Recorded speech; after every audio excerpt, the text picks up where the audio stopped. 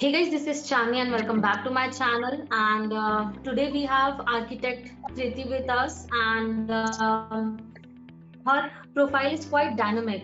So let's see how was her journey and what all she has to say about her journey. Hi Kriti, Hi, Chandni. how are I'm you? good. I'm good. I'm good. Nice to see you after a long time. Same here. So, So, can you tell us about yourself? What are you doing these days? And I am Kriti. I am an architect based in Palampur, Himachal Pradesh, and currently I am working independently. And recently I have opened my own venture, which is called Sunshine Design Studio. And before that, I was working with as a freelance architect under the guidance of DD Contractor, and before that, I was in Delhi working with an eminent architect called Pradeep Sachdeva, and and this is the current state of my as being a professional right now. okay, your journey has been quite dynamic. I can see it started with Intact Pondicherry, where you used to work in conservation and heritage of buildings, and then you went ahead with some commercial stuff, and now with DD Contractor, that is totally sustainable and energy efficient, I guess. So, how it has been for you? Okay, so my journey, I would say, is quite versatile. In terms of that, my interest always lied in what do you say, towards heritage, adaptive reuse, and but I always wanted it. Like I always had an urge to do a contemporary vernacular thing. I mean, like mix of both, and that actually defines my current like the state, the kind of projects which I am doing right now actually defines that. So even my studio name, which I have kept right now as a Sunshine Design Studio. So Sunshine means like a connection, like a union of things. So union of thoughts, union of materials, union of traditional and modern. So this has been always my underlying thing. So like I started my journey with Intact Pondicherry, and that was very interesting to know the traditional architecture of that zone.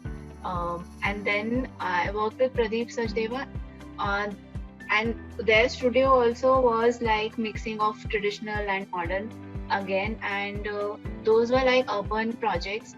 Even I worked on redevelopment of Chandni Chowk, and in that also it was a combination of how Chandni Chowk can be revitalized in terms of modern needs.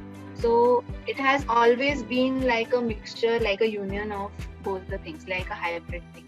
And then now I'm doing the Adobe style of construction. My journey had been from traditional to contemporary vernacular, but it was always like a union of traditional and contemporary to meet the present needs.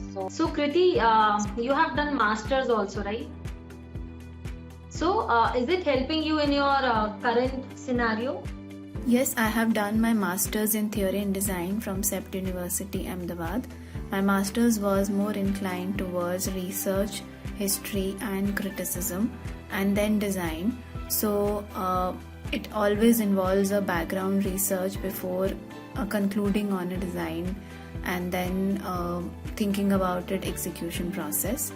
Also, it also was like a comprehensive of adaptive reuse, sustainability, and urban design in totality. Like the master's course was designed like that.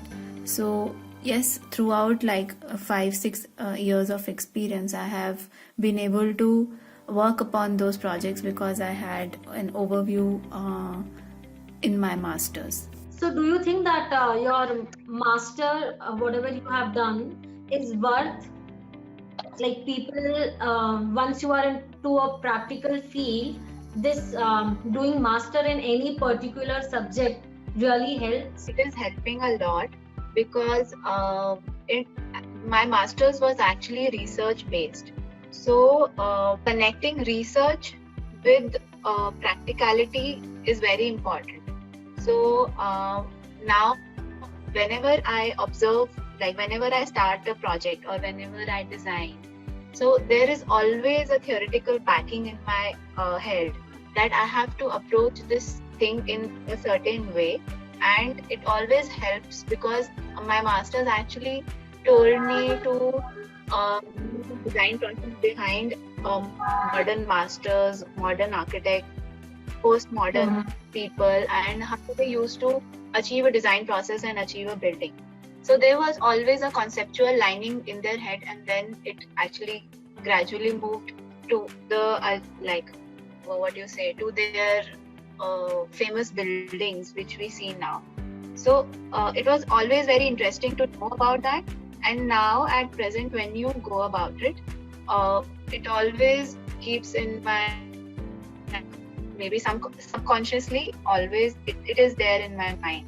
So yes, it is helping a lot. The masters was also it included urban level things, it included adaptive reuse as well. It actually also included modern architecture, so, and sustainability, of course. So there are always a lot of theories and research which has gone into whatever is happening in architecture, and from my masters I could gather that, and that has helped me in the current practical aspect as well. So yes, masters is important. Okay. Yeah. So, Preeti, once you told me that you teach also, right? So, what do you like more, like teaching or practicing, or both?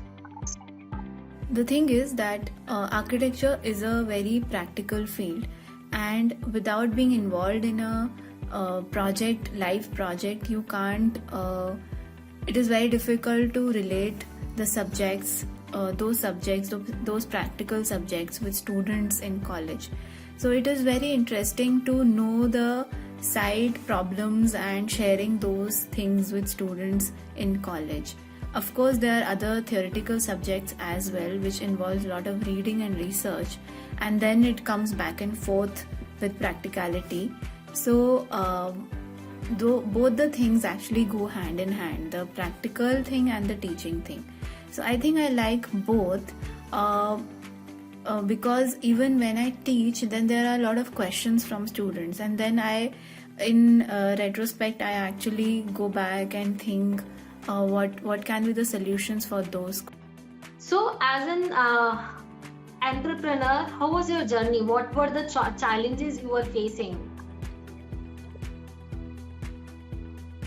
Entrepreneur, yes, we do face a lot of challenges because everything you have to do is on your own, starting from design and client interaction, from site supervision, from researching about materials and then getting those, contacting the vendors, and then execution part where you have to be very, consistent every day with the labor, and of course you have to just be running around here and there because there are no layers, there is no hierarchy in your position because it's not a complete setup as a startup entrepreneur. Of course, in few years, maybe it is a setup and you have people around you which will do all of these layers of work. But then, of course, initially it is very challenging. And yes, you do face a lot of challenges every day. Every day is a new day as an entrepreneur, I should say that. It's not planned. Okay. So you think starting your own venture is a good option? Yes, if you are determined and if you don't lose your hope every day, you have to keep pushing yourself. Sometimes you feel, of course, job is like where you have a regular setup. Job is very comforting, but in this case, starting your own venture initially, of course, it's very difficult. It's very challenging, as I said. But uh, when you see that result, because architecture is like you see a building coming up, and you design your details. So when you see that detail actually coming up at site, that gives like a fruitful, like that gives a very satisfactory feeling. Like when you work in an office, the design, somebody is designing for you, and then you are mostly drafting it or like coordinating it. But when you are on your own, practicing on your own, it's your own design, it's your own detail, it's your own supervision and execution. So when you see that thing and that comforts you, that gives you like ultimate satisfaction. Oh, मैंने ये detail design करी थी और ये बन के आ गई है, and it looks the same which I had imagined or envisioned in that sense. So yes, it has its pros and cons, but of course, yeah. But financially, I would say it is very struggling. It is very, it doesn't give returns so soon. Yeah, obviously, I mean, with job, we have, one particular income that we know at the end of the month we will have in our account.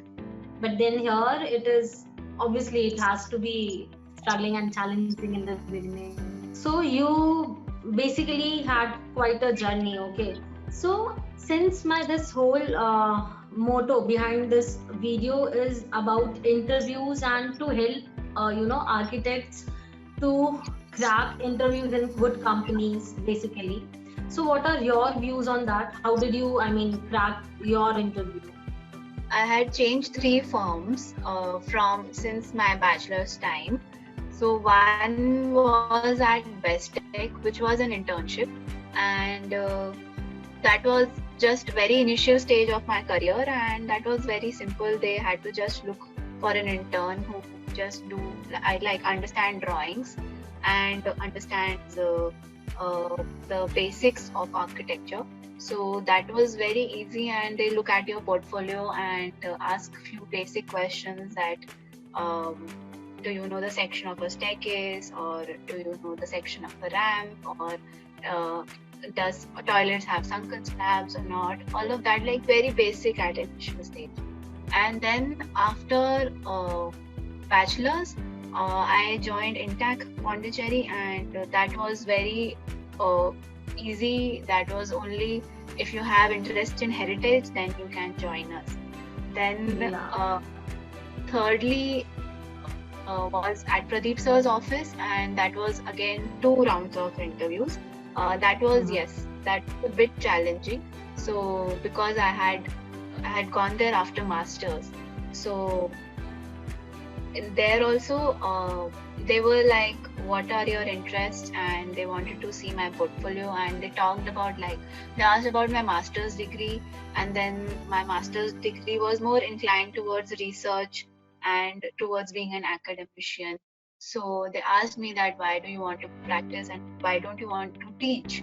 So I was like that my the thing is that architecture, again I would say that architecture is a more practical thing, and unless you have more practical knowledge, then there is no point of teaching to the students. So I would like to gain practical knowledge before I share that knowledge with somebody.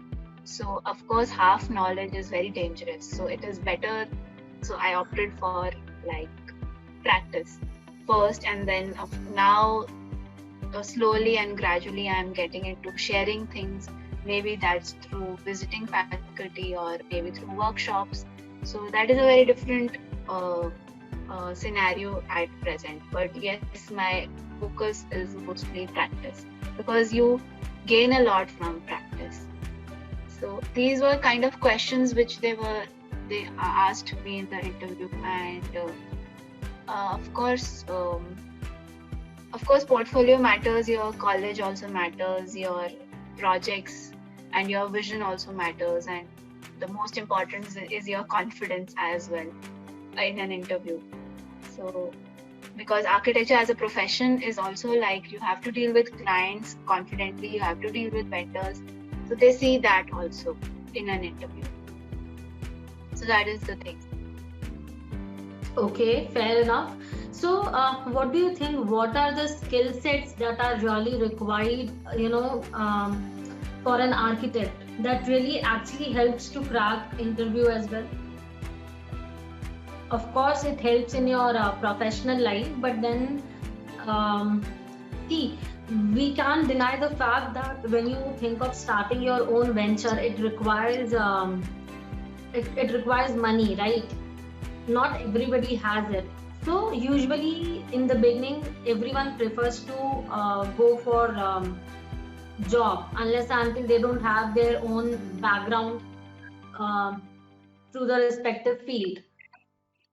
So what skill sets you think are like mandatory? For an architect, the skill set is mostly an eye for a detail. So observation power is most important. Also, like in interviews, it depends that if you are going for an interview as an intern, you mostly they will ask about your drawing skills and a section of a ramp or a staircase, and ask about the sunken slabs. Otherwise, on higher levels, mostly your software skills are seen, and also how keen you are on details and working. And when of course you are developing as an architect, then your interaction and your confidence matters the most, that how you converse with the client, how you converse with the vendor, how you converse with the project manager, how you converse with the consultant. So there are a lot of people you have to be interacting with in this profession, so that is very important, and that's the skill set every architect requires. So Kriti, what do you think? I mean, this is one of the very important questions for this video. What do you think that what are the career options for an architect? Architecture is a multifaceted stream, and it has a lot of options to explore. So when you do masters in certain areas like landscape conservation, interiors, urban design, and you go for that, you are like specified in that nook and corner. And then you have another options like, which is upcoming currently, is like project managing, that helps you to handle all the site works and even monitoring those, and then tracking those with the PERT charts. Then and it is very upcoming and also very enterprising and financially also very boosting field. And then there are other fields like being an academician. You can teach in colleges, you can be part of academics, being an architect. Also which is the other option which is just booming up, is architectural journalism. And there are a lot of websites, a lot of magazines which require content to be published, and also architects want their work to be seen. So that is one which is upcoming field at present. Then if you are only into design and you don't want to be part of site works, and you love to do details, so furniture design and product design are also options which architects explore, and they design those small things which actually enhance spaces. So that is another options which are available in architecture. Because they have to learn about everything. That's really you have done a lot of research for that, it seems. Very nice options actually, writing and then journalism. It's interesting as well. Journalism is nowadays very up thing in this field. So yes. Yeah. So Kriti, one more thing. These days, a lot of debate is going on about green buildings and sustainable buildings. That people, architects are claiming building to be energy efficient also. So what are your views on it? How does it go and it works? my views on green buildings and sustainable architecture is quite generic, because I actually feel that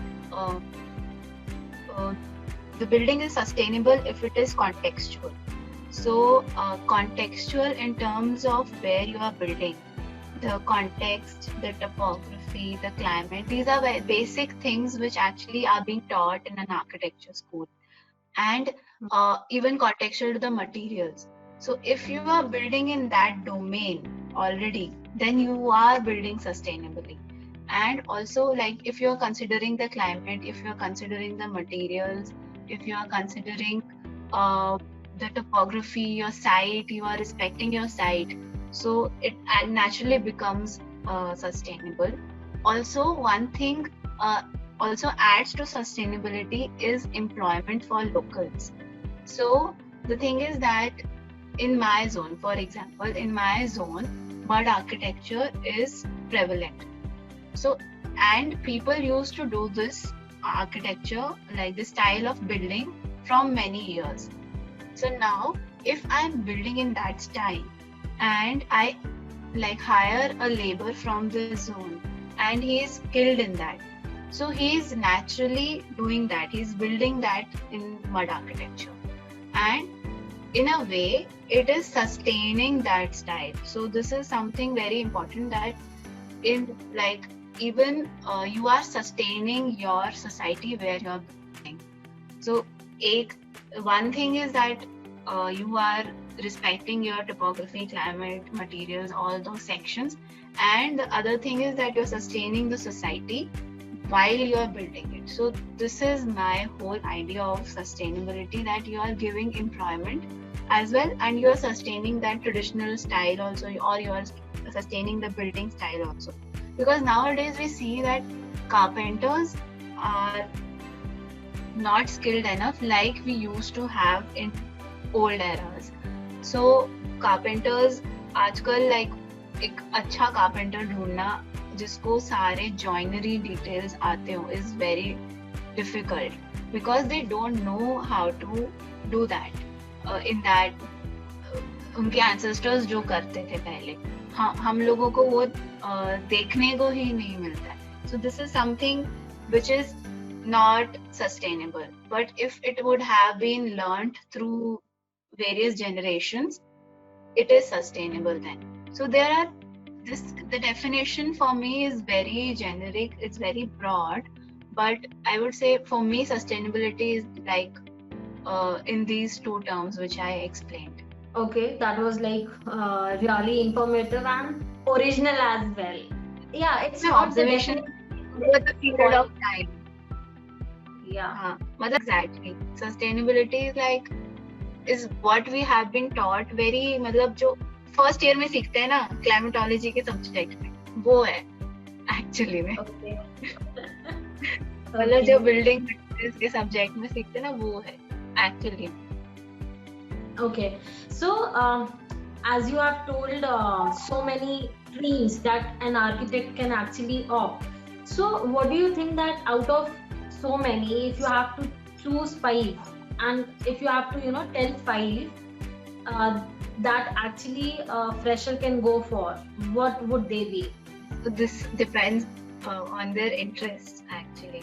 I can't define those 5 things because right now currently in the world you have so many options, and people interest are like in sustainability, in urban design. Mostly people go for urban design and sustainable architecture. This is not this can't be like pointed out on 5 things, but yes, I have like options. Even the demand of the field is actually project management. Actually, the thing is that, and that too not in like a conventional way में, पर क्या बोलते हैं different मतलब हर एक style of architecture उसमें. जैसे the thing is right now we are taught conventional में मतलब जितना भी RCC streamlined way में, but then there are different style of constructions which are like in wood, in stone, in mud, all of that. So हमारे जितने भी bylaws और ये सब भी हैं, that is also very restricted. They are also very focused in one type of construction system, in one type of project orientation, but it is not like definitive or like discrete in some specific. तो उस वे में थोड़ा सा broad हो जाना चाहिए हम लोग को.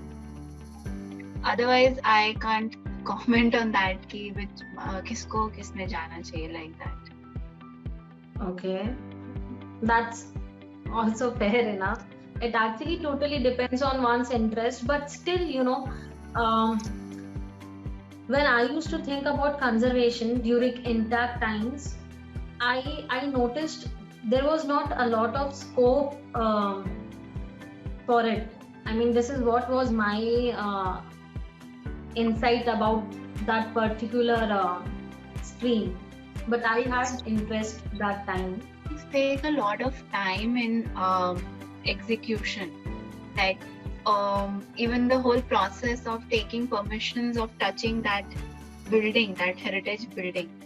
I mean, I recently did a course in heritage economics also, and because I always had an interest in that, so I try to look at the aspect in those terms, why these projects doesn't move so faster in that way. So they have a lot of laws and they have a lot of stakeholders as well.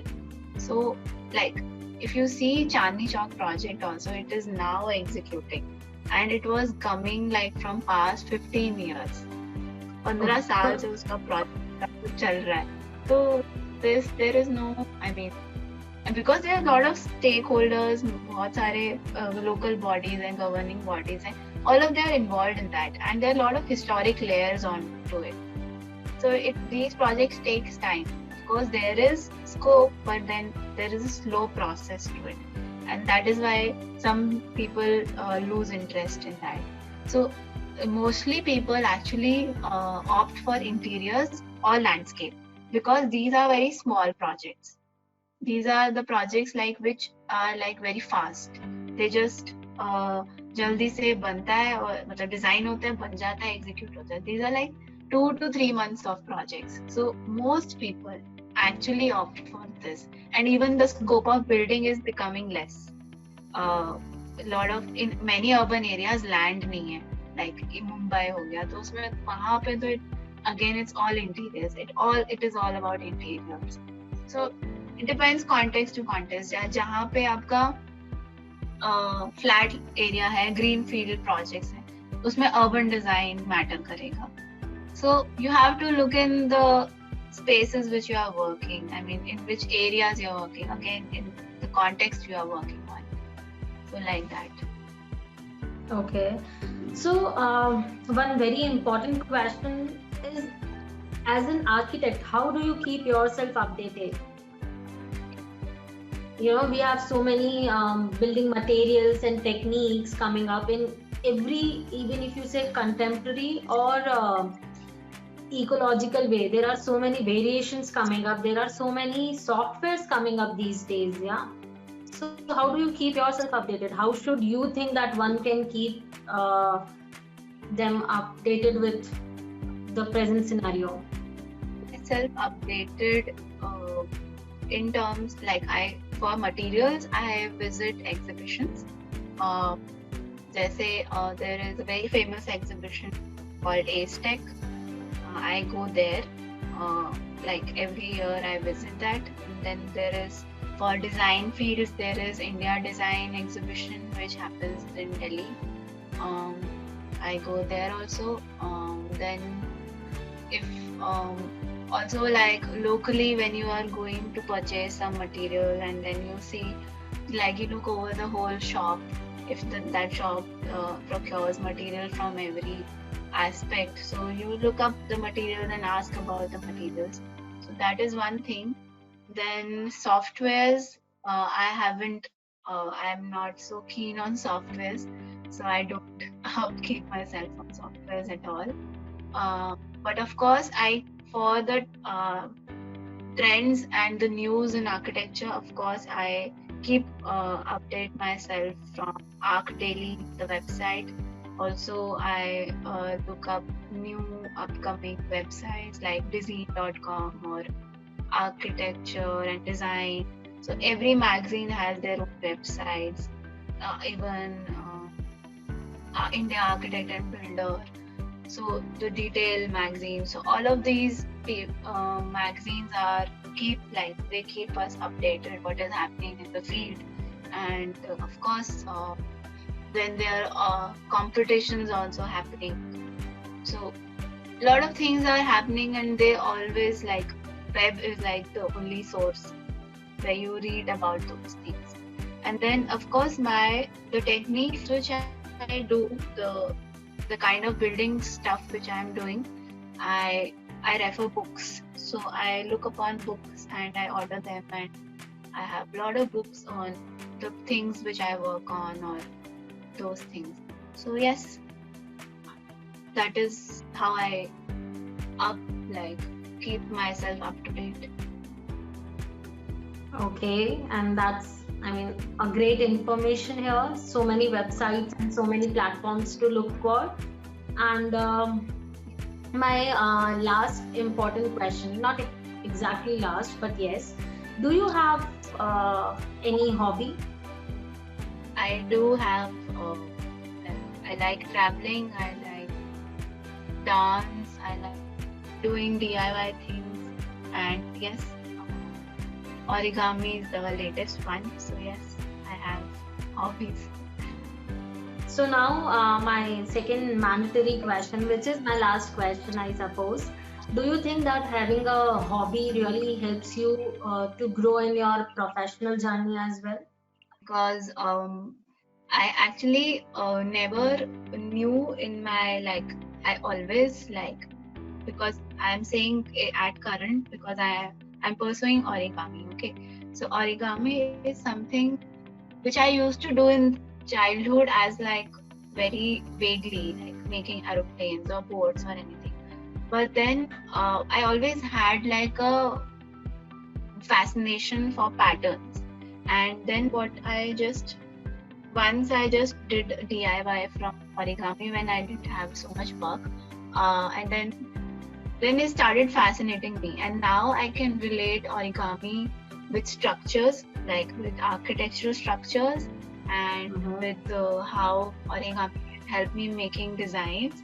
I can show you few things also if the camera is okay.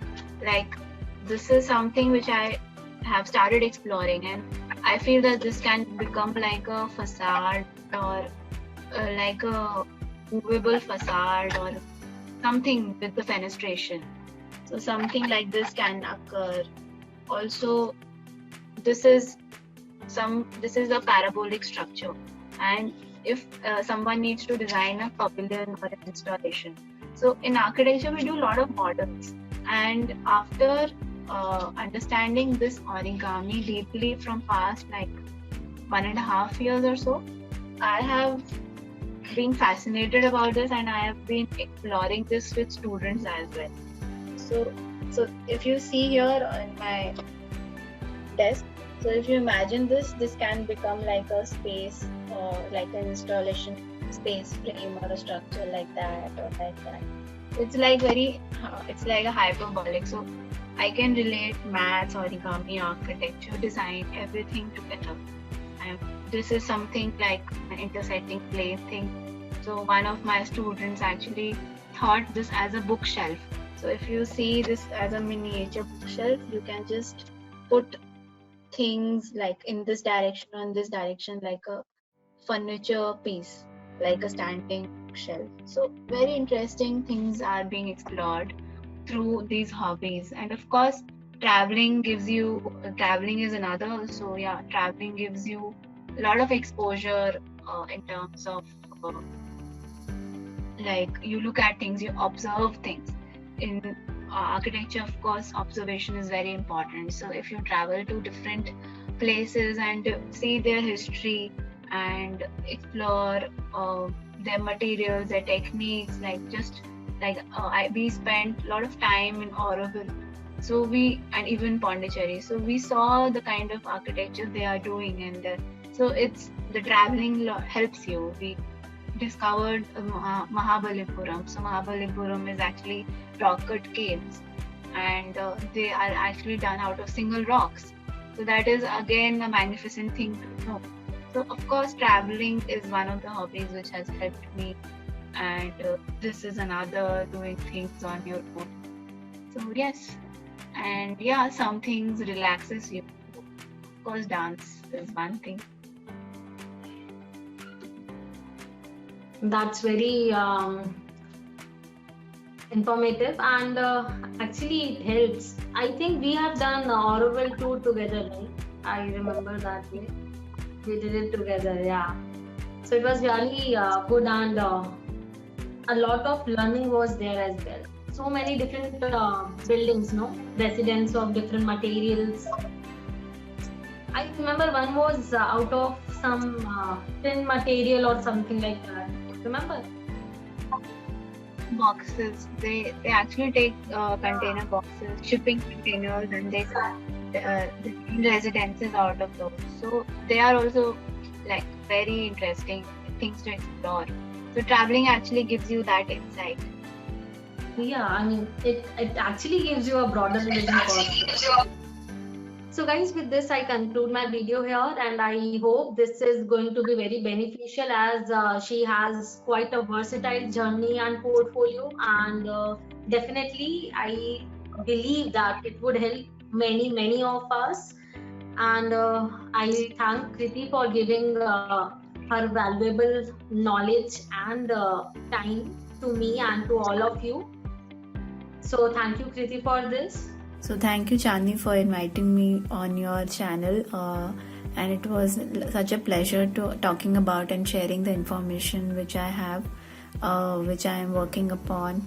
And if you like this video and this collaboration with Chandni, so please like, share and comment, and you can obviously learn and grow through this channel.